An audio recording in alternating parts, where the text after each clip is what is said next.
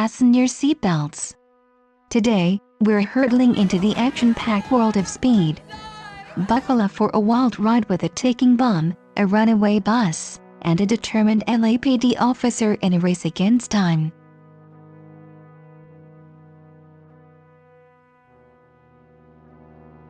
Jack Traven and Harry Temple are dispatched by LAPD SWAT officers to a skyscraper in Los Angeles. There, they find a bomber holding an elevator full of people hostage for a $3 million ransom, threatening to blow the emergency brakes that prevent the elevator from collapsing. Hello? Jack demonstrates quick thinking when he and Harry investigate the bomb and come up with a plan to use a window washing crane on top of the building to rig a cable to support the elevator.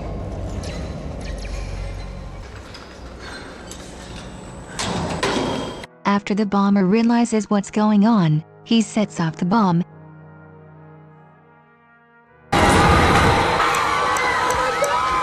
But not before the crane stops the elevator long enough to allow the hostages to be freed using an access panel. Okay, I've got you. Take it easy. You're fine. Watch your head. Subsequently, Jack and Harry deduce that the bomber is concealed in one of the freight elevators, which were overlooked during the building's evacuation.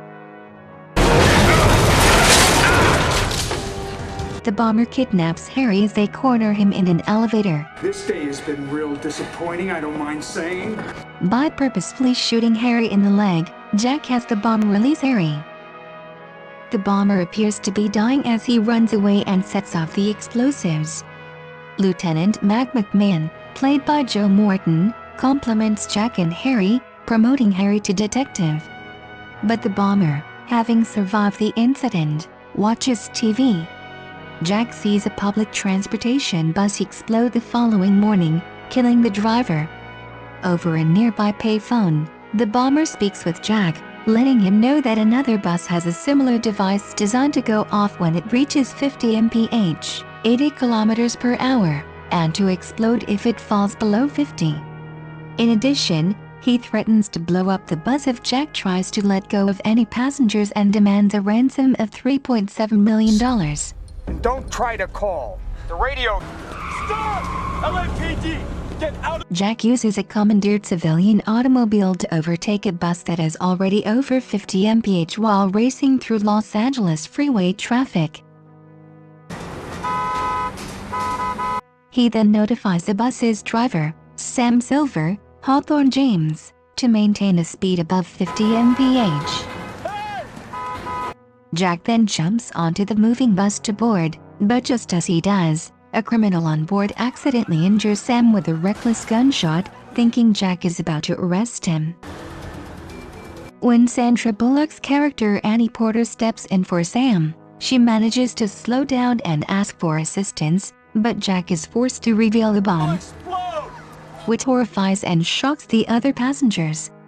After inspecting the explosives beneath the bus, Jack calls Harry, who investigates and attempts to identify the bomber.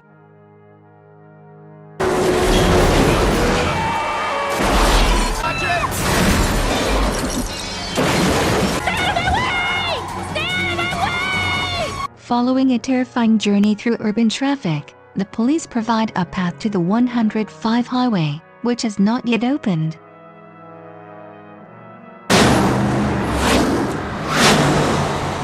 Jack alerts Mac of the bomber's plan as he asks that they move the passengers onto a flatbed trailer.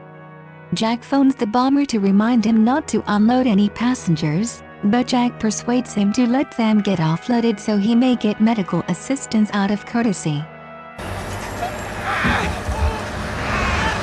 The press arrives in helicopters that fly over the bus and will broadcast any effort at rescue. The bomber detonates a smaller bomb beneath the front bus stairs, killing female passenger Helen, played by Beth Grant, who is shocked by all that has happened and tries to get off. Interactive TV, Jack, wave of the future. Ha ha ha! Jack convinces Annie to push the bus to its top speed in an attempt to leap the gap after learning that a portion of the freeway isn't finished.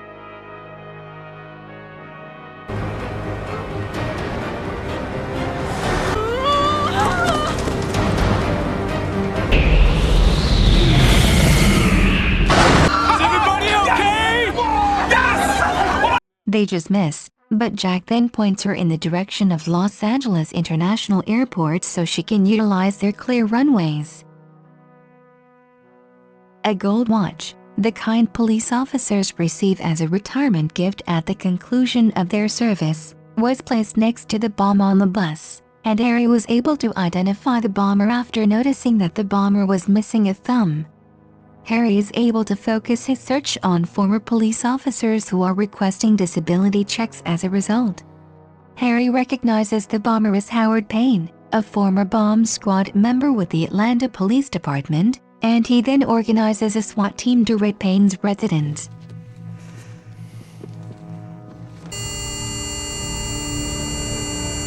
But Payne sets his house to explode in anticipation of their arrival, killing Harry and the SWAT entry team. With permission from Payne, Jack boards the bus again and heads for the airport, explaining that he needs to speak with the authorities directly in order to arrange for the ransom money. Don't forget about us. Jack's supervisor, Mac, notes that the media is unable to report on any attempts to rescue the passengers from the airport due to restricted airspace, but Jack is certain that the bomber will still be aware of the situation. Jack uses a towed sled to dive under the bus in a last-ditch effort to destroy the bomb. But when the sled breaks free of its tow line, he unintentionally punctures the gasoline tank.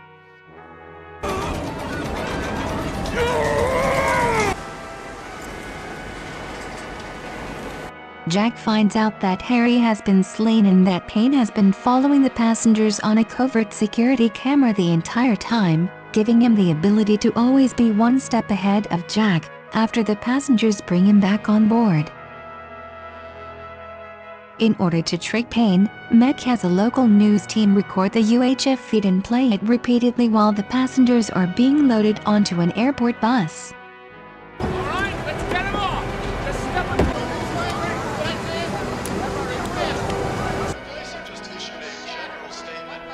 Grab my wrist. That's it, good. Jack and Annie manage to get out of the bus via a floor access panel just in time to see the empty bus smash into and explode alongside a Boeing 707 freight jet. They choose to maintain the pretense that the bus is still circling the airport and take advantage of this opportunity to apprehend Payne since no one was harmed in the explosion and they realize Payne has no power left. Payne discovers he has been duped when he notices the abrupt jerks in the movie when the tape loops. Jack, Mac, and a platoon of SWAT cops proceed to Pershing Square to deliver off the ransom money. When Payne realizes that the LAPD is waiting for him, he becomes enraged and pretends to be a policeman in order to kidnap Annie and extract the ransom from beneath the subway tunnel. When the police grow agitated, Jack recognizes that Payne already has the money and follows the man he believes to be Payne into the Metro Red Line underground. Since Annie wears an explosive vest connected with a pressure release detonator, Payne is one step ahead of Jack, who has been following Annie to retrieve his money. Payne then shows up and threatens to murder Jack if he follows them by detonating the bomb. Then, in an attempt to escape Jack amid the chaos, Payne enters a subway station and takes out a machine gun, shooting it into the air to frighten others. Then, using threats to shoot the driver, he hijacks a subway train and binds Annie to a pole. Unbeknownst to Payne, Jack enters the train covertly and boards it before it leaves the station. After killing the train driver who was about to call for assistance, Payne hears Jack on the train car's top. Payne tries to unzip the bag containing the ransom money and playfully suggests that Jack take a bribe, but a dye pack explodes in his face.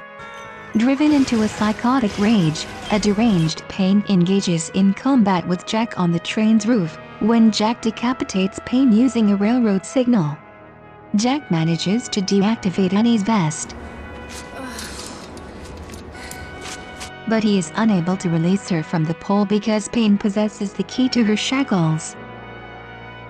Jack, unable to stop the train, speeds it up to its breaking point, which causes it to go off course and crash onto Hollywood Boulevard after crashing through a construction site.